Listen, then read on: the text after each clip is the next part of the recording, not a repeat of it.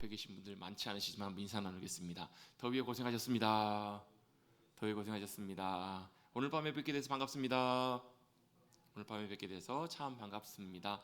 잘 오셨습니다. 참 많이 더운 날씨고 또 휴가도 가시고 나오기가 또 쉽지 않는 그런 수요일인데, 그럼 예수님 언제 오실까요? 수요일 날 비 오는 저녁에.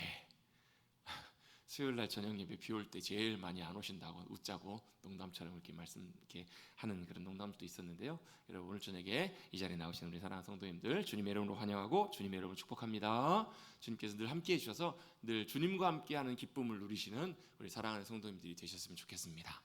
무슨 기쁨이요? 주님과 함께하는 기쁨, 그 은혜를 누리는 그 기쁨을 우리가 누리고 살아가는 삶이 바로 신앙생활이고 믿음 생활입니다.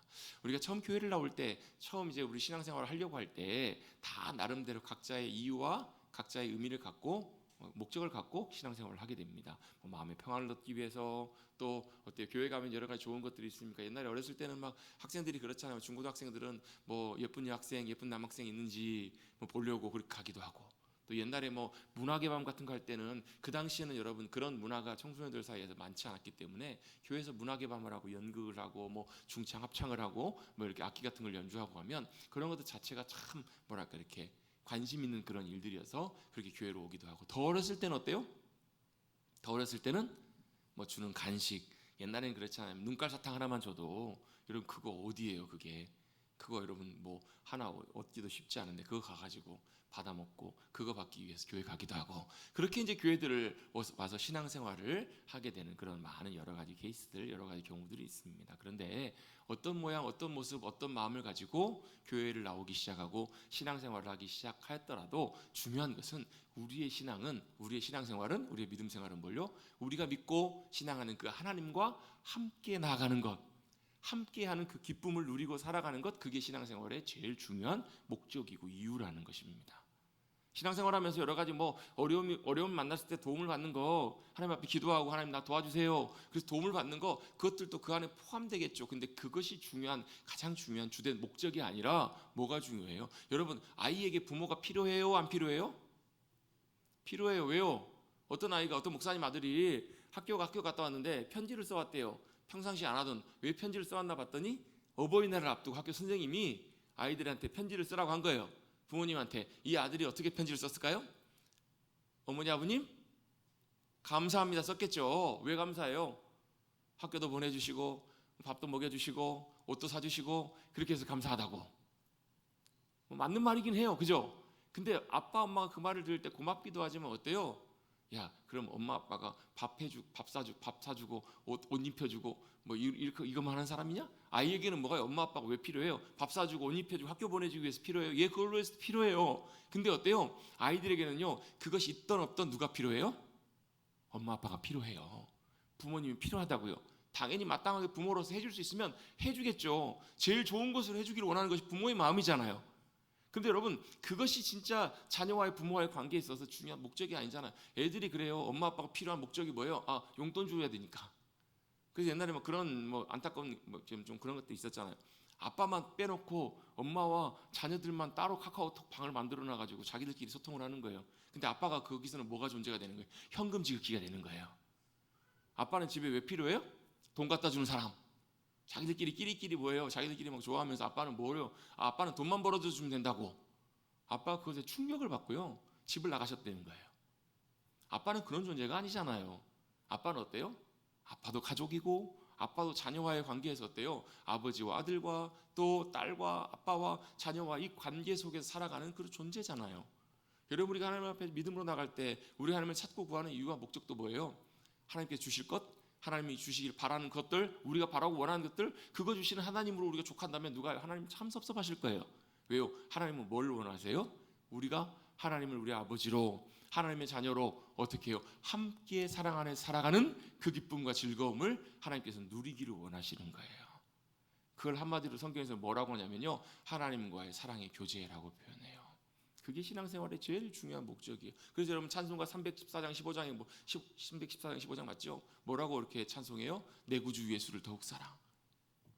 내 고백이 뭐라는 거예요? 이전에 뭐 이제 내가 죽을 때 하는 말 뭐라고요? 주님 사랑합니다. 이 고백을 우리의 고백으로 주님이 받기를 원하신다고. 여러분 그 아이들이 여러분 뭐 엄마 옷 사줘서 고마워요. 이렇게 다 고마워요. 하지만 아이가 뭐라 그래요? 엄마 그래도 엄마가 있어서 내가 너무너무 행복하고 감사해요. 사랑해요. 이러면 어때요? 그날 저녁에 반찬이 달라지잖아요. 어때요? 그게 엄마 아빠에게 너무나 큰 감동이고 기쁨이잖아요. 여러분 하나님의 기쁨이 되시고 하나님의 감동이 되십시다. 어떻게 해요? 하나님과 더 귀한 사랑으로 주님과 함께할 때 그 함께함의 기쁨을 누릴 때 하나님도 참 기뻐하신다라는 거예요. 그게 믿음의 삶이고 그 삶이 무슨 삶이에요? 그것이 바로 하나님과 동행하는 삶이라고요. 하나님은 하나님과 동행할 그 사람들을 찾고 계세요. 그래서 누가요? 성경에서 가장 대표적인 사람이 누구예요? 에녹이요 이 땅에 365년을 하나님과 함께 사랑하며 살았어요. 그리고 어떻게 해요? 그는 죽음을 보지도 않고 하나님 데려가 버리세요.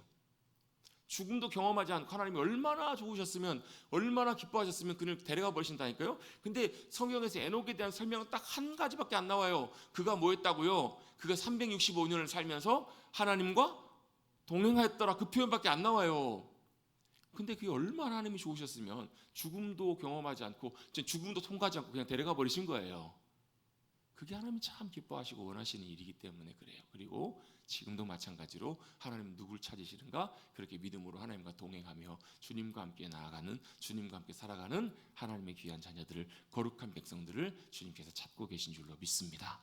성경에서 나와 있는 인물들은요 다 그렇게 믿음으로 살았던 믿음의 사람들의 이야기예요. 특별히 우리 창세기 뒷부분을 함께 읽고 나누고 있는데요. 그 중에서 누구예요? 요셉은 어떤 사람이에요? 성경에 보면 예수님의 가장 그림자와 가까운 예수님과 가장 비슷한 모습으로 살았던 사람 중에 한 사람이 바로 요셉이에요.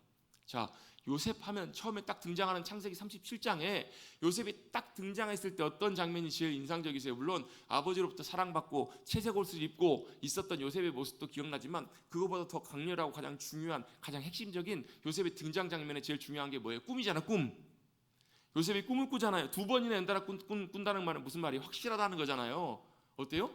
형들이 다 자신들한테 절하고 심지어는 누구까지요? 부모님들까지 자신에게 다 절하더이다. 근데 이 꿈이 만약에 요셉의 꿈이었다면 어때요? 그냥 흐지부지 없어졌겠죠. 근데 이 꿈은 누가 주신 꿈이에요? 하나님께서 주신 꿈이라는 거예요.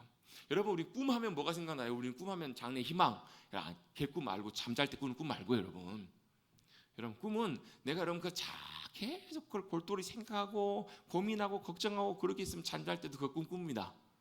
왜요? 그런 꿈들은 우리의 무의식에서 나오는 꿈들이기 때문에 그래요. 근데 요셉이 꿨던 꿈은 좀 다른 꿈이잖아요. 무슨 꿈이에요?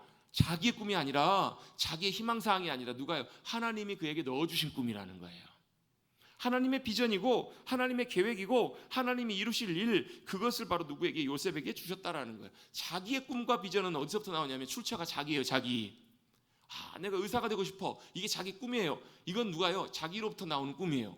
그러면 이걸 이루기 위해서 누가요? 자기가 열심히 노력해서 자기가 열심히 해야 돼요. 그런데 하나님의 꿈은요 출처가 어디예요?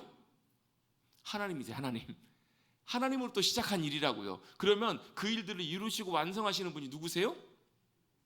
요셉이 잘하든 못하든 하나님이 그 일을 이루신다고요. 안 되면 어떻게 해요? 요셉을 죄송합니다 이런 표현을 써서 죄 펴가지고 요셉을 어떻게 해요? 갖다 붙들어라고 어떤 방법으로든지 하나님께서 하나님의 꿈을 이루시게 하신다라는 거예요. 출처가 다르기 때문에 그래요. 시작과 마지막이 되시는 분 그래요. 어때요? 시작하신 분이 하나님이시면 완성하시고 마치시는 분도 누구시라고요? 하나님이십니다. 하나님이 이루십니다. 그게 바로 하나님이 요셉에게 주신 꿈이라는 거예요. 그래서 결국은 그 꿈을 누가 이루신다고요? 하나님이 이루시잖아요. 우리가 그 이야기를 창세기 뒷부분을 통해서 살펴보고 37장부터 그때 여러분 형들이 뭐라고 해요? 요셉을 죽이려고 할 때 요셉에 대한 원망과 시기와 불편한 마음 때문에 요셉을 죽이려고 할 때 형들이 했던 말이 있죠. 기억나세요? 꿈꾸는 자가 오는도다. 그러면서 어떻게 해요? 자, 저 꾼 꿈이 어떻게 되는지 우리가 함께 보자. 그들이 그 꿈이 어떻게 되는지 실제로 지금 보고 있잖아요. 하나님께서 주셨던 그 꿈대로 그대로 돼야 한대요. 그대로 되는 게 여러분 우리가 읽었던 본문 우리 지난주 본문부터 해가지고 그대로 돼요 안 돼요? 되잖아요. 그대로 그들이 말했던 그대로 돼요. 꿈꾸는 자가 오는도다. 그가 꾼 꿈이 어떻게 되는지 보자. 그들이 실제로 보잖아요. 그 꿈이 그대로 이루어지는 것을. 그들은 그런 상상을 했을까요? 못했을까요? 하지 못했을 거예요. 왜요? 그들은 자신만만했어요. 왜? 자기가 요셉들을 없애버리면 죽이려다가 이제 종으로 팔아버리면 그 꿈이 어떻게 해요? 에이 그 꿈 말도 안 돼 없어지는 꿈으로 생각했을 거라고. 근데 그 꿈이 달라요. 그 꿈이 요셉의 꿈이 아니라 하나님께서 주셨던 꿈이고 계획이고 비전이고 의도셨기 때문에 하나님께서 그대로 역사하시고 행하신 것들을 그들은 보게 돼요. 그들이 말한 것대로 그대로 되잖아요. 아직까지는 형들이 알아요? 몰라요? 아직까지는 몰라요. 모르지만 이미 꿈대로 요셉 앞에서 그 형들이 지금 뭐하고 있어요? 이미 지난주에 엎드렸잖아요. 뭐 하려고요? 곡식사로 양식사로 왔다가 요셉 앞에서 어디를 엎드렸잖아요. 실제로. 그렇죠. 그대로 됐죠.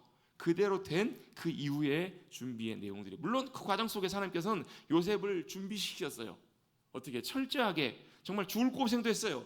큰 상처와 아픔도 겪었잖아요. 버림받은 상처, 억울하게 누명도 쓰고 감옥에도 갇히고요. 얼마나 억울할 일이에요. 여러분, 감옥에 갔는데 자기 잘못한 것도 없는데 억울하게 누명을 쓰고 감옥에 갔어요. 여러분, 그 감옥 생활이 좋을까요? 싫을까요? 여러분, 하루하루 어때요? 원망 속에서 내가 왜 이 감옥에 있어야 되는데, 분노와 원망이 여러분 요셉의 마음을 사로잡았겠어요? 안 잡았겠어요? 입장 바꿔놓고 여러분이 그렇다고 생각해 보세요. 내가 잘못한 것도 없는데 누가 거짓말해가지고 거짓말로 내가 억울하게 갇혀 있어요. 그럼 어떻겠어요? 역장이 무너지고 분통이 터지지? 뭐 여러분들 안 터질 것 같습니다. 표정들을 보니까. 안 그러시겠냐고요.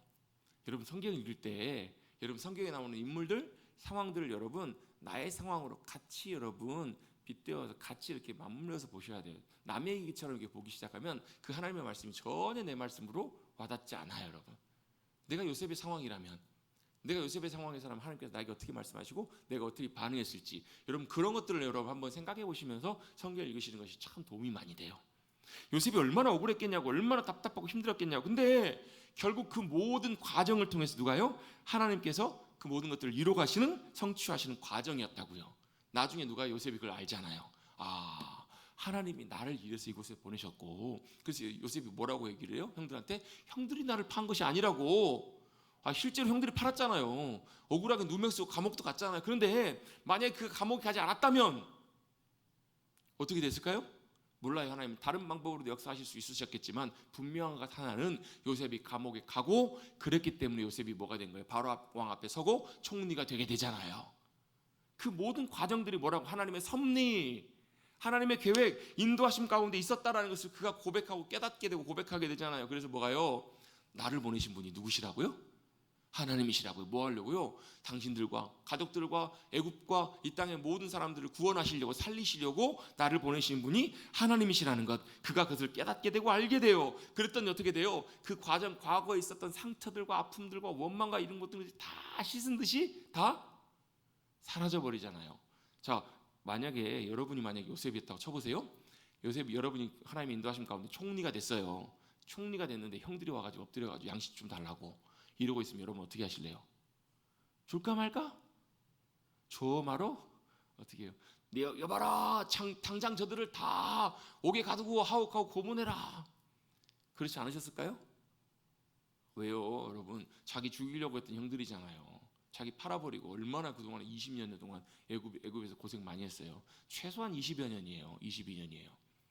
그 여러분 원망과 그 답답함을 형들한테 다 풀어버리고 싶지 않았겠냐고요. 요셉인들, 요셉도 사람인데.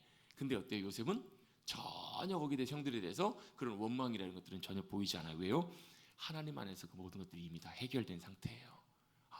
하나님께서 놀라운 계획 가운데 나를 그렇게 인도하셨구나. 그래서 어디까지요?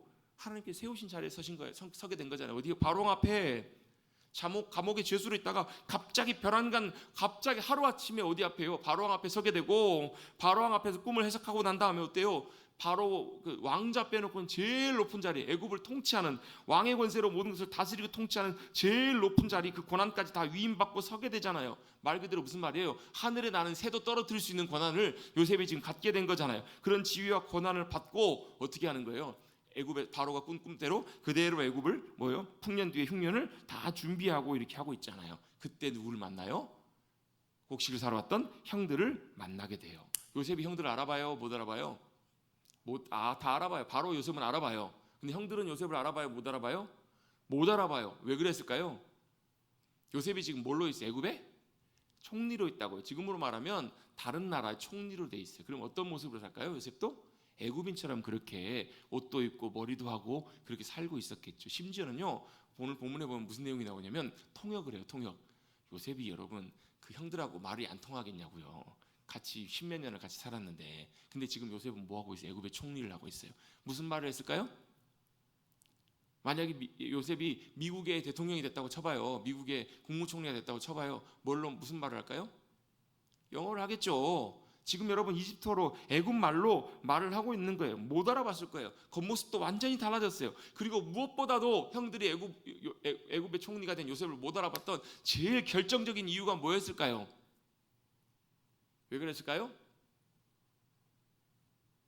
맞추시면 제가 설교 끝낼게요. 왜 그랬을까요? 형들은 상상도 못했을 거라고. 왜요? 자기 동생 죽은 줄 알았던, 종으로 팔아버렸던 요셉이 총리 자리 자기들 앞에 그렇게 앉아 있을 거라고는 요만큼도 상상을 못했을 거라고요. 그렇지 않았겠냐고요. 그죠? 그래요, 안 그래요? 상상도 못했기 때문에 못 알아봤을 거예요. 요셉은 형들을 다 알아보고도 일부러 모른 채예요. 왜 그랬을까요? 괴롭히려고요? 아니요, 테스트를 하는 거예요. 형들을 테스트해 보는 거예요. 요셉 입장에서 보면 깜짝 놀랐을지도 몰라요. 그런데 20년 만에 형들이 자기를 찾아와서 만날 걸 자기도 생각도 못했겠지만, 그 다음에 어때요? 그가 떠나왔던 집에서 그러니까 팔려 나왔던 그때부터 한 20여 년 동안 자기 형제들과 집이 어떤 상황, 어떻게 변했을지 요셉은 궁금했을 거예요. 자기 그랬던 것처럼 자기 혈육 동생 베냐민을 해코지 하질 않았을까? 또 이 상황들이 어떻게 됐을까? 요셉은 자세히 확인해보고 알고 싶었던 거예요. 확인해보고 테스트해보고. 왜? 만약에 자신이 먼저 요셉을 밝히면 형들이 어때요? 여러분 지금 나는 새도 떨어뜨릴 권력을 갖고 있는 요셉이에요. 형들이 그 앞에서 어떻게 해요? 요셉이라고 이러면 아우님 말이라도 한마디 이렇게 붙여볼 수 있겠냐고 쉽게. 어때요? 형들이 많이 그랬다면, 알고 났다면 어때요? 다 감추는데 급급하고 막 그랬을 수도 있겠죠. 여러 가지로 막 꾸며내고 이럴 수도 있었겠죠. 그 내용들 하나하나를, 사정들을 자세하게 확인해보고 싶었을 거예요. 자기에게 대한 것처럼 과거 형들이 지금 모습도 그대로 있는지 확인해보고 싶었을 거예요. 그래서 그들 형들을 뭐라고 몰아붙이냐면 정탐꾼이라고 몰아붙여요. 요즘 말하면 스파이라고 몰아붙인다고요. 지금 애굽의 상황들이 어떠한지를 잘 살펴보고 해갖고 뭐 하려고요? 약취를 하든 약탈을 하든 공격을 하든 이렇게 하려고 하는 정탐꾼들이라고, 형탐꾼들일 거라고 형들을 몰아붙인다는 거예요. 그래서 그때 다 잡아들여요. 아니라고 항변을 해도 들어요, 안 들어요?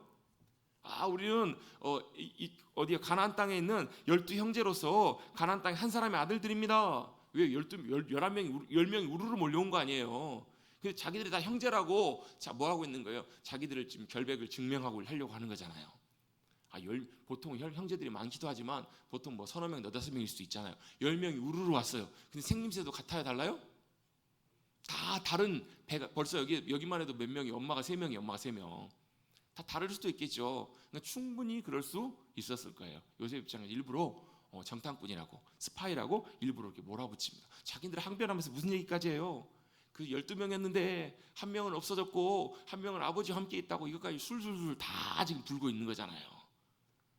그렇구나, 지금 상황들이 이렇구나. 요셉이 지금 다 듣고 보고 있는 거예요. 그래 어떻게 해요? 그들의 진실함을 증명하라고 하면서 아우가 여기 안 오면, 아우가 와서 11명이라는 것을, 12명이 형제라는 것을 분명하게 증명 안 하면 뭐 하겠다는 거예요? 안 놔주겠다라는 거예요. 옥에 가둬버려요. 며칠 동안 옥에 가둬요? 며칠 동안 옥에 가두죠? 3일간 옥에 가둡니다. 3일. 아우를 데려오지 못하면 못 나갈 거라고. 여러분 3일은 성경에서 여러 가지 많은 사건들이 있었던 날짜잖아요. 3일, 예수님이 십자가에 3일 만에 부활하시잖아요. 그죠? 여러분 요나가 뱃속에서 며칠 있었어요? 3일간 있었습니다. 또 3일 뭐가 있을까요? 에스더가 금식할 때도 3일간 금식기도 합니다. 물론 여러분 그렇다고 해서 3일 꼭 절대적인 이런 것, 금식하면 3일 해야 되고, 여러분 우리 죽었다 살아나려면 3일 있어야 되고, 꼭 이런 것만은 아니에요, 여러분. 물론 신의 산에서도 마찬가지로 3일이고, 여러분 3일이 굉장히 아브라함이 여러분 이삭을 바치려고 모리아산에 간 여정이 며칠이에요? 3일이에요. 이런 어쨌든 3일이라는 굉장히 중요한 이런 시점들이 있지만 3일간 그들을 감옥에다 가둬놔요. 그리고 3일 후에 그 형제들을 감옥에서 꺼내서 뭐라고 얘기를 해요? 뭐라고 얘기하는가? 3일 가뒀다가 사흘 만에 요셉이 그들을 이끌어내면서 했던 첫 마디가 18절입니다. 뭐라고 얘기를 하죠? 나는 뭐 한다고요? 같이 한번 읽어보십시다. 나는 하나님을 경외하노니. 자, 요셉이 뭐라고 고백하냐면 나는 하나님을 경외한다라는 거예요. 뜬금없이 갑자기 3일 동안 감옥에 갇혔을 때 형들이 어땠을까요? 얼마나 마음이 그랬을까요? 별의별 생각을 다 했겠죠. 무슨 생각을 했을까요? 여러분이 만약에 10형제들, 야곱의 10아들들 곡식 사러 갔다가 갑자기 스파이로 몰려갖고 여러분 감옥에 갇혔다고 생각해 보세요. 여러분 한번 생각해 보세요. 여러분 3일 동안 무슨 생각을 하셨을까요? 별의별 생각을 다 했을 거예요. 아, 집에 가고 싶다. 아, 우리 아닌데 도대체 왜 그래? 우리 결백을 어떻게 증명할 것인가? 부터 시작해가지고 무슨 생각까지 했을까요? 아마 별별 생각을 다 했을 거예요. 그 생각이 어디까지 갔을까요? 그 뒤에 형들이 했던 말을 이렇게 보면요, 그들이 어디까지 가? 여러분 사람은 본성적으로 무언가 어려움을 당하거나 문제를 당하면요 어디까지 가냐면 자기의 잘못이나 자기의 죄의 문제까지 가요. 뭐까지 생각났을까요? 20여 년 전에 자신들이 행했던, 요셉이 행했던 그 일까지 생각이 났을 거예요. 왜요? 그 다음의 얘기들을 보면 알아요. 요셉이 했던. 근데 갑자기 요셉이 뜬금없이 형들을 끌어내더니 하는 말이 나는 하나님을 경외한다 이렇게 얘기를 해요. 이 말에 대해서 형들은 어떻게 이해를 했을까? 나는 하나님을 경외하노니, 이 말은 무슨 고백이에요? 하나님을 경외한다는 말, 아마 그들은 이렇게 했을 거예요. 형들은 아마 눈치를 채지 못했을 거라고. 요셉 입장에서는요 슬쩍 흘린 거예요. 힌트를.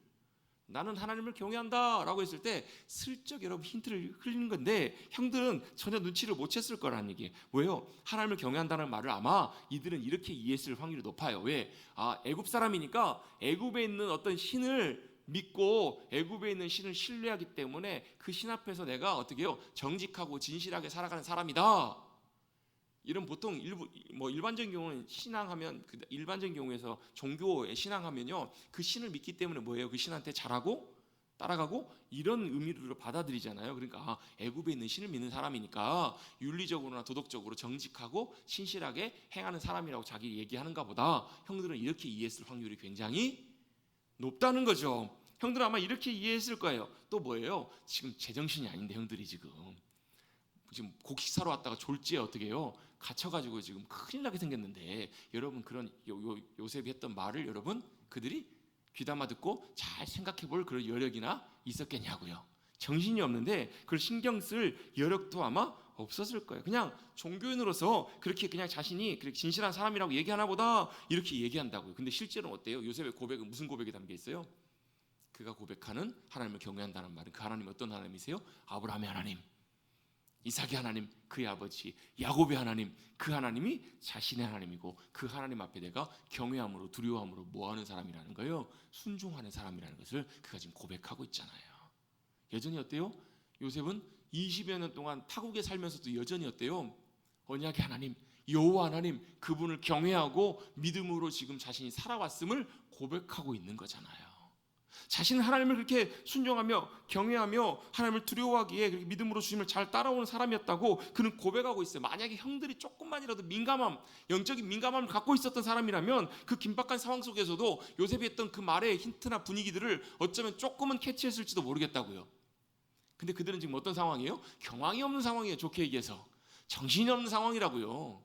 지금 옥에 갇혀가지고 이렇게 될지 저렇게 될지 알지도 못하는 답답한 상황 속에 있었기 때문에 요셉이 주었던 힌트를 전혀 보지 못하고 있는 거예요. 오히려 형들은요 지금 감옥에 갇혀, 제가 아까 잠깐 그 전에 방금 말씀드렸잖아요. 형들이 3일 동안 있으면서 5만 가지 생각을 다 했을 거라고. 무슨 생각까지 가게 되는가? 그 뒤에 있는 말씀을 한번 보십시다. 요셉이 뭐라고 얘기하냐면, 사흘 만에 나는 하나님을 경외하는 사람이니, 진실한 사람이니까 이렇게 합리적으로 이렇게 잘 해보자 라고 하면서 뭐라고요? 한 사람만 갇혀있고 너희가 확실한 사람이라면 한 사람만 볼모로 잡혀있고 나머지 사람들은 빨리 가서 뭐 하라고요? 빨리 가서 뭐 해야 돼요?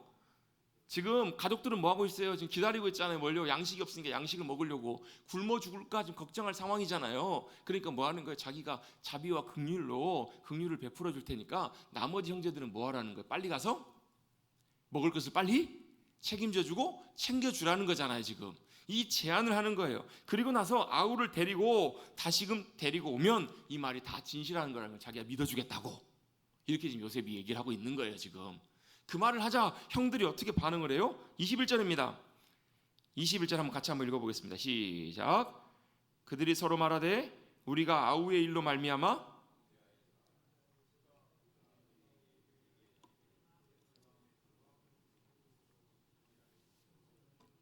이 괴로움이 우리에게 임하도다. 아멘. 자, 형들의 결론은 이겁니다. 무슨 결론이에요? 자신들이 지금 어려움에 이렇게 공경에 처한 이유가 뭐 때문에요? 자신의 동생이었던 요셉을 해코지했던, 해치려고 할 때 요셉이 어때요? 애걸복걸했잖아요. 애걸할 때 그 마음의 괴로움을 보고도 듣지 아니하므로 자신들도 어떻게 해요? 똑같이 이렇게 뭐예요? 하나님께서 자신들의 실수와 죄에 대해서 갚고 계신다라고 자기들은 이렇게 보고 생각하고 있는 거예요. 그 말에 대해서 형들은 어때요? 서로 자신이 아우의 일들로 인해서 범죄했다고 자기들이 지금 뭘 생각하고 있는 거, 어디까지 가는 거예요? 그 요셉의 이야기까지, 20여 년 전 이야기까지 그들이 돌아가고 있는 거예요. 자 보세요. 뭐 때문에 그래요? 요셉이 형들을 테스트하는 이 연단, 이 어려움 때문에 자신들이 어디요? 그 덮어놨던, 여러분 그 일, 여러분 요셉을 없애버렸던, 종으로 팔아버렸던 그 일들을 여러분 형들이 기억하고 싶을까요? 안 하고 싶을까요? 아버지에게도 뭐라고요? 없어졌다고 그냥 죽은 것으로 여기자고. 아버지는 잊어요, 못 잊어요? 절대 못 잊죠. 아버지는 못 잊어요. 그런데 어떻게 형들은 그냥 그 일들을 어떻게든지 뭐 하려고, 무마해버리려고, 자신들 했던 그 일들을 무마하고 감춰버리려고. 근데 그 일을 지금 어떻게 해요? 그대로 다 끄집어내고 있는 거예요. 그들이 그대로 다 드러나고 있는 거예요. 여러분 세상의 어떤 일들도 주님 앞에서는 모든 일이 다 결국 드러납니다. 드러날 때가 온다고요. 그 애걸복걸할 때 그 마음의 괴로움을 보고도 듣지 않았기 때문에 우리가 지금 이렇게 곤경과 어려움을 당하고 있는 거라고 이렇게 생각하는 거예요. 이걸 여러분 세상에서는 뭐라고 얘기를 해요? 뭐라고 하죠? 사자성어로 뭐라고 하죠? 이렇게 표현합니다. 인과응보. 그들이 뭐라는 거예요? 그들이 다 한 대로 그대로 보응을 받는다는 거예요. 그들이 다 그대로 한다고 벌을 받고 있다고 생각을 해요. 근데 여기서 여러분 이것보다 더 중요한 한 가지 포인트가 하나 있어요. 그게 바로 뭐냐면, 사람이 잘못을 하고 죄를 지으면요, 그 문제가 해결되기 전까지는 반드시 그 죄가 우리를 얽어맨다라는 거예요. 자, 이게 무슨 얘기냐면, 형들이 어때요? 20여 년 전에 지금 동생을 죽이려다가 팔아버렸어요. 여러분 이 일이 어떻게 돼요? 그대로 없어지지가 않는다고요. 자기들은 어떻게 해요? 그 일이 해결되지 않았기 때문에. 왜요? 그 문제가 해결되지가 않았잖아요. 자기들은 덮어둔 거잖아요. 없는 것처럼 덮어뒀는데 그 문제가 어떻게 자기들을 20년이 지나도록 그대로 자기들을 붙잡고 있는 거예요. 이게 뭘로요? 죄책감으로 우리를 얽어매고 있는 거예요. 여러분 죄가 해결돼야 되는 중요한 이유가 이거예요. 여러분 죄는 반드시 공의 앞에서 다 드러나고 갚아질 날이 와요. 근데 그 전까지는 어떻게 해요? 그 죄가 해결되기 전까지는 죄책감이라는 죄의식으로 우리를 얽어매는 것이 우리 안에 다 있기 때문에 그래요. 그래서 여러분 죄는 어때요? 해결돼야 돼요. 해결되지 않으면 여전히 어떻게 해요? 그 죄가 우리를 얽어맨다고요. 형들은 지금까지 아버지에게 뭐라고, 요셉이 없어졌다고, 존재하지 않는다고, 죽였다고 속이고 동생을 죽여 팔아버린 그 죄 아래 지금도 살고 있었던 거예요. 그 문제 해결되지 않았기 때문에. 괜찮다라고 생각하고 덮어버리고 없어져 버렸던 것처럼 생각하지만, 겉으로는 괜찮은 것처럼 보이지만 뭐예요? 그동안은 잊어버린 것처럼 보이지만 그것이 여러분 해결된 것이 아니었기 때문에 완전히 자유롭지 못하고 이제는 뭐가요? 그것이 우리 형들을 얽어매는 죄책감으로 그를 붙들고 있는 거란 얘기예요. 여러분 물론 죄에 대한 하나님의 보응과 하나님의 갚으심은 분명히 존재합니다. 그런데 그 이전에 죄의 문제가 해결되지 않으면 우리를 더 괴롭게 만들고 어렵게 만드는 것이 바로 뭐냐면 죄책감의 문제라는 거예요. 여러분 죄책감 느껴보신 적 있으세요? 없으세요? 있으시죠? 그럼 뭐냐면요, 죄책감은 다른 문제를 다 떠나서 내게 해결되지 않는 그 죄의 문제가 여전히 남아있기 때문에 그 죄가 어떻게 해요? 나를 붙들고 있고 나를 여전히 어떻게 해요? 이끌고 있더라는 거예요. 그들이 여러분 이 어려움을 만나자 그렇게 해서 어떻게 우리도 이 죄 때문에 죄를 받는다라고 생각하는 거예요.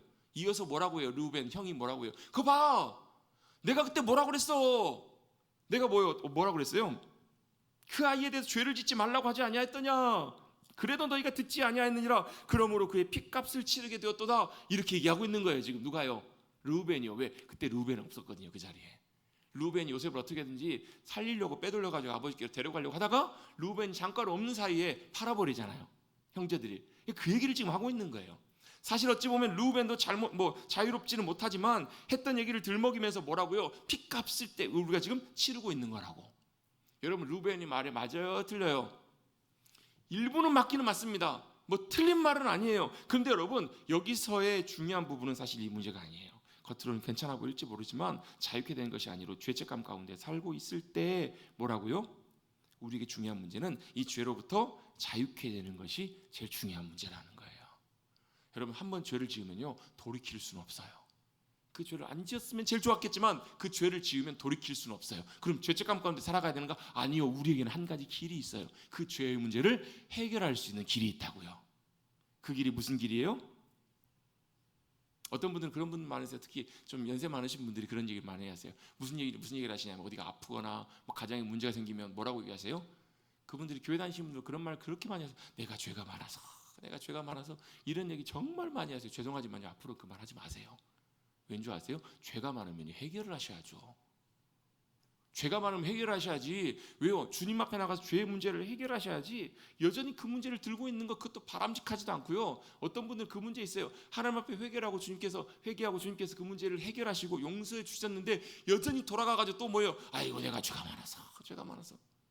주님 뭐라 그러세요? 야, 그거 해결됐는데, 내가 더 용서하고 그 문제 끝났는데 너 또 왜 그 자리에 다시 돌아가시는 거예요? 그것도 주님 기뻐하시지 않으신다고요.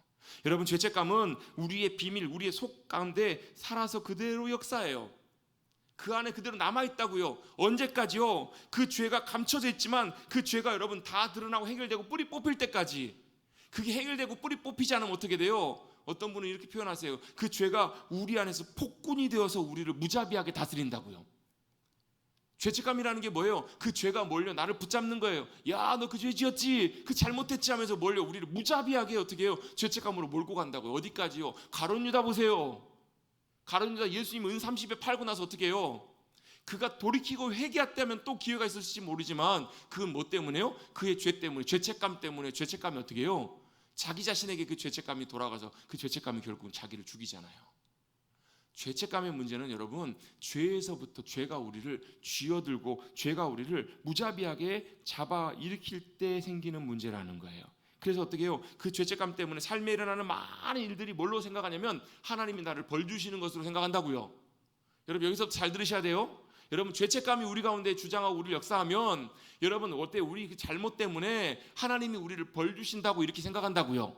이게 전혀 아닌데, 지금 하나님께서 형들을 벌 주시는 거예요? 아니에요? 아니요. 오히려 어때요? 형들과 모든 관계들을 주님께서 회복하시려고 하는 하나님의 의도인데 형들은 지금 그렇게 반응하고 있는 거라고요. 이게 다 뭐라는 거예요? 죄책감의 문제라는 거예요. 죄책감이 여전히 남아있기 때문에 그래요. 그래서 여러분, 이 죄책감에 붙들려 살아가게 되면요, 살면서 일어나는 모든 불행한 일을 뭘로 보냐면 하나님의 징계로 본다고요. 하나님이 나를 벌 주셔서 그런다고 본다고요. 그래서 죄책감 가운데 살게 되면 항상 뭐가요? 더 나빠져요. 더 안 좋아져요. 더 좋지 않은 생각들과 마음들로 가게 된다고요. 그래서 어떻게 해요? 죄책감은 긍휼이 많으시고 언제나 그의 백성을 위해서 언약을 지키시는 구원자이시며 우리를 용서하시고 받아들여 주시는 그 주님의 관계 가운데로 나와야 되는 것임을 우리가 꼭 기억하셔야 돼요. 결국 여러분, 요셉이 이런 과정들을 통해서 형들의 죄책감의 문제까지도 어떻게 해요? 해결이 돼요. 회복이 돼요. 결국 요셉의 과정들을 통해서 야곱까지도, 아버지 야곱 그 가정과 모든 과정들이 다 어떻게 돼요? 치유와 회복의 자리로 나아가는 것을 보게 돼요. 여러분, 제가 그 요셉의 이야기를 하면서 야곱의 12형제 가정들이 어떤 가정이라고요? 성경에 이런 콩가루 같은 가정도 별로 없어요. 콩가루 중에 콩가루 가정이에요. 아무튼 그래요. 아버지 때부터 그래요. 아버지 어때? 편해. 아버지 요셉을 사랑했던 편애부터 시작해가지고 어때요? 형제들끼리도 여러분 얼마나 암투와 이런 것들이 많았겠냐고요. 근데 하나님은 지금 뭘 하셔야 되는 거예요? 그 야곱의 12아들을 통해서 뭘 하셔야 돼요? 아브라함의 약속을 이루셔야 돼요. 아브라함의 약속이 뭔데요? 내가 너를 통해서 큰 민족, 큰 나라가 이루게 할 거라고. 그래서 여러분, 야곱의 12아들이 나중에 뭐가 돼요? 루벤 지파, 베냐민 지파 다 뭐가 돼요? 그 형제들 하나하나의 후손들이 이스라엘이 된다고. 이스라엘이. 이게 누구에게? 하나님의 계획이고 의도시잖아요. 이걸 하기 위해서는 뭐 해야 돼요? 가족의 관계도 다시 회복시키셔야 되고 한 사람 한 사람도 주님께서 다 새롭게 하셔야 되는 그 과정들이 필요했던 거예요. 이 문제를 어떻게 해요? 이 시험의 과정, 이 요셉이 하려고 했던 이 과정 속에서 주님이 하시려고 하는 주님의 의도셨던 거예요. 모든 사람들이 다 해결돼야 돼요. 뭐예요? 죄의 문제를 해결돼야 돼요. 그래서 여러분, 이 죄책감의 문제로부터 자유케 되는 유일한 방법이 뭐예요? 그 죄의 문제를 감추고 들어가는 것이 아니라 어떻게 해요? 끄집어내야 돼요. 어떻게 해요? 하나님 앞에서 자백하고 하나님 앞에 인정하고 하나님 앞에서 뭘요? 회개의 용서를 구하며 주님 앞에 나아가는 그 과정들이 있다고요. 죄는요, 감추면 그때부터 죄책감이 우리를 무자비하게 우리를 끌고 다녀요. 죄는 어떻게 하셔야 돼요? 해결하셔야 된다고요. 어떻게 해요? 하나님 앞에 가지고 나가시는 거예요. 하나님 앞에 그 믿음으로 고백하고 인정하고 노출되기 시작하면 그 힘을, 죄책감이 잃어요. 그래서 제가 농담처럼 말씀드렸던 표현 있잖아요. 우리 광주에 우리 한번 저번에 집회 오셔서 하셨던 목사님, 그 목사님 그 말씀하시거든요. 죄를 짓고 사탄이 와가지고 죄책감으로 우리에게 자꾸 속삭이는 거. 야, 너 교회 집사고 권사 목사인데 너 또 죄 짓고 또 그런다. 너 그런 놈이라고. 너 죄 이거 지었는데 어떻게 할래? 너 하나님께서 벌 주시는 거라고. 이렇게 얘기할 때마다 뭐라고 얘기하라고요? 야, 니네 집 일이나 신경 써. 사탄이 여러분 그런 마음들을 줄 때 여러분 죄책감의 마음들은 하나님께 하나님은 정죄하는 마음을 주시지 않는다고요. 우리에게 뭐하게 하세요? 우리에게 깨닫고 돌이키고 아버지께로 나올 수 있도록 그 마음을 주시는데 사탄은 어떻게 해요? 자꾸 죄책감을 준다고 해. 죄책감이 우리 마음 가운데 사로잡히기 시작하면 우리 마음대로 죄책감이 우리를 끌고 가요. 어디까지요? 자살한 자리까지 가게 하고요. 우리의 마음을 자유케 못하는 자리까지 간다고요. 유일한 방법은 뭐예요? 아버지께 나가는 거예요. 아버지께 인정하는 거예요. 여러분 제가 그런 예를 여러 번 들었잖아요. 아이가 여러분 아버지가 굉장히 아끼는 것을 여러분 뭐 도자기를 깨뜨렸다고 칩시다. 그걸 옆에 집 사람이 봤어요. 그 아저씨가 얘를 부르더니 야, 너 내 말 안 들으면 아버지한테 이거 잃는다. 아버지한테 잃는다? 그럼 어떻게 해야 돼요? 여러분 잃는다란 말에 겁을 먹어가지고 이것 때문에 큰일 날 것 같아가지고 이 다른 아저씨가 시키는 대로 그대로 다 하잖아요. 그래요, 안 그래요? 그런다고요. 그게 뭐예요? 그게 죄책감이에요. 죄책감. 여러분 한번 해보십시다. 죄책감 없는 분 없어요. 근데 여러분 우리는 죄책감에 매여 살아가게 있는 존재가 아니고 죄의 문제를 주님께서 해결하시라고. 그래서 여러분 어때요? 여러분 잘 아시는 말씀 있잖아요. 요한일서 1장 9절 말씀 뭐라고 말씀해요? 우리가 우리 죄를 자백하면 그는 하나님은 어떠시다고요? 미쁘시고 신실하시고 어떠신 분이시라고요? 의로우사 우리의 모든 죄를 용서하시고 사하시고 우리를 모든 불의에서 깨끗하게 하시는 분이시라고요. 아멘. 언제든지 우리의 모든 죄를 주님께서 깨끗하게 하시고 용서하신다고 약속하셨다고요. 그래서 뭘요? 회개하는 죄에는 다시 한번 하나님을 어떤 분을 우리를 징계하시고 벌 주시고 심판하시는 분이 아니라 우리를 용서하시고 받아들여 주시는 우리의 구주로 우리 아버지로 바라볼 수 있다고요. 여러분 바로 그것이 하나님의 의도이고 하나님의 마음이심을 여러분 꼭 기억하시기를 주님의 이름으로 축원합니다. 우리는 여러분 늘 어때요? 잘 안 해요. 다시 돌아가 버려요. 그리고 언제나 죄책감 가운데 매어 살아갈 때가 참 많다고요. 여러분 이미 어때요? 우리에게는 여러분 자유와 구원의 문이 열렸어요. 유월절 어린 양의 피로 우리에게 어떤 생명의 길이 열렸다고요. 이제는 더 이상 정죄함이 없다고요. 여러분 로마서 8장 1절 2절 말씀 여러분 잘 기억하시잖아요. 그러므로 어떻다고요? 이제 그리스도 예수 안에 있는 자에게는 결코 정죄함이 없나니. 왜요? 뭐 때문에 그래요? 이는 생명의 성령의 법이 죄와 사망의 법에서 우리를 어떻게 했다고요? 너희를 해방하였다고요. 우리는 이 말의 고백이 뭐냐면 우리가 하나님의 자녀가 되었고 이제는 누구예요? 죄의 문제는 누구예요? 하나님 아버지와 해결하시면 돼요. 아무리 큰 죄라도 아버지께 가요. 그래서 다윗이 뭐라고 고백하냐면 나는 아버지께만 죄를 지었습니다. 이 말은 여러분 우리와 밧세바에게 죄를 안 지었다는 말이 아니에요. 지금 이 죄의 문제는 누가요? 하나님 아버지와 먼저 해결해야 될 문제예요. 그리고 다음에 죄의 대가도 치러요. 왜? 낳은 아들이 죽어요. 자기도 알아요. 그게 죄의 대가라는 것도 분명히 알아요. 근데 자기에게 중요한 건 뭐예요? 하나님 아버지와 해결하는 문제가 제일 중요한 문제라는 것을 다윗은 알고 있었기 때문에 그래요. 여러분 이렇게 삶에서 만나는 고난들은 숨겨진 죄에 대한 하나님의 심판이 아니라 그게 뭐라는 거예요? 드러내시고 우리를 인내와 연단을 통해서 어떻게 해요? 소망 가운데 주님 앞에 나오도록 주님이 부르시는 인도하심이라는 거예요. 여러분 죄는 숨겨두지 마십시다. 죄는 어떻게 해요? 주님 앞에 자백하고 주님 앞으로 나오고 돌아서는 것, 그러면 하나님의 놀라운 주시는 용서와 기쁨과 자유함을 누리게 될 줄로 믿습니다. 형들은 어때요? 지금 죄책감에 매여가지고 티격태격하고 있을 때 누가 지금 다 듣고 있어요? 누가 듣고 있어요? 요셉이 다 듣고 있다고요. 형들은 왜 이렇게 지금 티격태격하고 있어요? 요셉이 지금 통역을 통해서 대화하고 있기 때문에 요셉이 자기들의 말을 알아들을 거라고는 상상도 못했겠죠. 근데 누군 다 듣고 있다고요? 요셉이 다 듣고 있어요. 요셉의 마음이 어땠을까요? 여러 가지 아마 많은 마음들이 들었을 거예요. 생각들이. 아이고 형들이 그랬구나. 형들이 지금 자기 잘못했던 것들, 자기 팔았던 것들에 대해서 지금 뭐하고 있다고요? 한편으로는 생각하고 있구나, 돌아보고 있구나, 죄책감 가운데 있구나, 자책하고 있구나. 아마 그 마음들을 다 들으면서 복잡다단한 신경 속에 있었을 거예요. 여러 가지로 많은 감정들이 오갔을 거예요. 자리를 피해서 한껏 울고 와요. 안 들키려고 감정을 다 풀어놓고 와가지고 누굴 잡아요? 시므온을 잡아요. 왜 시므온을 잡았을까요? 시므온이 몇째예요? 둘째. 시므온이 둘째인데요. 요셉을 팔려고 했을 때 누가요? 그때 누구는 없었어요? 제일 큰 형인 르우벤은 없었어요. 그래서 누구요? 그 남아 있었던 형제들 중에서 제일 그 형이 누구예요? 시므온이었잖아요. 시므온을 정확하게 콕 집어갖고 시므온을 볼모로 잡아요. 지금 요셉이 이것도 힌트예요. 힌트. 다 알고 있던 힌트인 거예요. 시므온을 딱 잡아놓고 나머지는 보내요. 시므온 그렇잖아요. 그래서 아마 이것을 요셉이 다 기억하고 있었겠죠. 시므온을 지정해 형제들 돌려보냅니다. 돈과 함께 다 돌려보내잖아요. 그래서 돌아가다가 돈을 발견하고 형제들이 또 어때요? 얼마나 또 놀랬겠냐고요. 이게 여러분 뭐가 돼요? 돈을 지불하고 곡식을 사온 건데 돈이 그대로 돌아와 있다는 건 얘기는 뭐예요? 돈을 안 내고 곡식을 사온 거잖아요.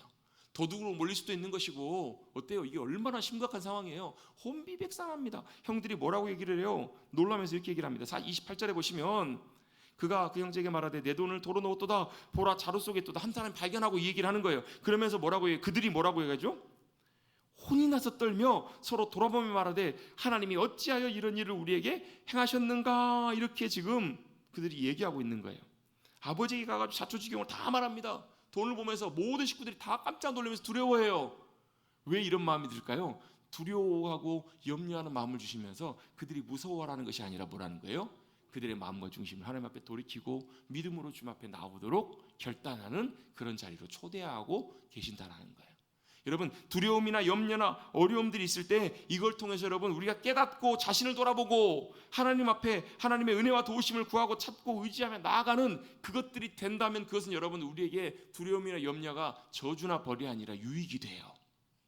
여러분 고린도서 10장 말씀해 보면 10장 11절에 이렇게 표현하고 있어요. 하나님 앞에서 하나님이 주신 두려움은 뭐하게 하시는 두려움이냐면 우리가 마음을 깨닫고 돌이키게 하는 회개에 이르게 하시는 것이라고. 제가 한번 10절 11절 한번 읽어볼게요. 보라, 하나님의 뜻대로 하게 된 이 근심은 너희로 얼마나 간절하게 하며 얼마나 변증하게 하며 얼마나 분하게 하며 얼마나 두렵게 하며 얼마나 사모하게 하며 얼마나 열심 있게 하며 얼마나 벌하게 하였는가. 너희가 그 일에 대하여 일체 자기 자신의 깨끗함을 나타내었느니라 라고 이렇게 말씀해요. 이게 무슨 말이에요? 하나님, 제 10절 말씀 안 읽었네요. 10절 보시면 하나님의 뜻대로 하는 근심은 후회할 것이 없는 구원에 이르게 하는 회개에 이르게 하신 것이라고. 자, 누가요? 하나님이 주시는 두려움과 하나님이 주시는 걱정은 근심은 뭘요? 후회할 것이 없는 구원에 이르게 하는 회개에 이르게 한다고요. 여러분 하나님께서 때때로 우리에게 어려움을 주실 때 뭘요? 우리 자신을 하나님 앞에 되돌아보고 다시 한번 주님께 돌이킬까 돌이키고 버릴 것 버리고 이렇게 주님 앞에 나가면 그것이 뭐라고요? 우리에게 놀라운 생명과 구원에 이르는 것이라고요. 반대로 이렇게 얘기합니다. 세상의 근심은 사망에 이르게 되는 것이라고요. 여러분 세상이 주는 걱정과 근심 하지 마세요. 예? 네? 그거 하지 마시라고. 왜? 그 근심은 우리를 어떻게 해요? 두려움과 염려로 믿음에서 멀어지게 하는 우리를 사망에 이르게 한다고요. 근데 누가요? 하나님이 주시는 두려움, 근심, 걱정은 뭐예요? 그걸 통해서 우리를 주님 앞에 되도록이고 주님 앞에 나가게 하는 것. 그래서 여러분 그것이 얼마나 우리를 복되게 하는지 모른다고 형들이 지금 그러고 있는 거예요. 누가요? 형제들도 그렇고 야곱도 그래요. 야곱이 어때요? 처음에는 원망해요. 이제는 아들 요셉도 없어졌는데 누구도요? 시므온도 없어졌고 또 누구요? 이제 베냐민까지 뺏어가려고 한다고. 베냐민까지 뺏어가려고 하는 것이 아니라 하나님이 모든 것을 다 회복해서 요셉까지 다 되돌려 주시려고 하시는 하나님의 계획과 뜻이잖아요.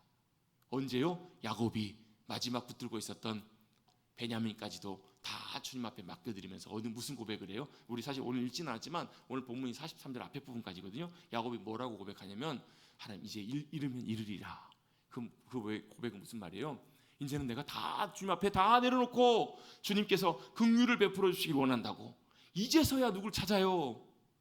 하나님을 찾아요. 이제서야 주님의 도우심과 은혜를 구한다고요. 여러분이 성경을 통해서 잘 배웁시다. 이제서야 찾지 마시고 빨리 여러분 하나님 앞에서 잘 깨닫고 여러분 하나님의 은혜와 긍휼을 구하시고 하나님께 모든 일들을 맡기고 주님께서 선하게 역사해 주실 것을 믿음으로 구하고 나가셔서 주님의 도우심과 은혜를 힘입어 승리하시는 우리 사랑하는 성도님들 되시기를 주님의 이름으로 축원합니다. 이 모든 과정을 통해서 누가 야곱이 달라져요.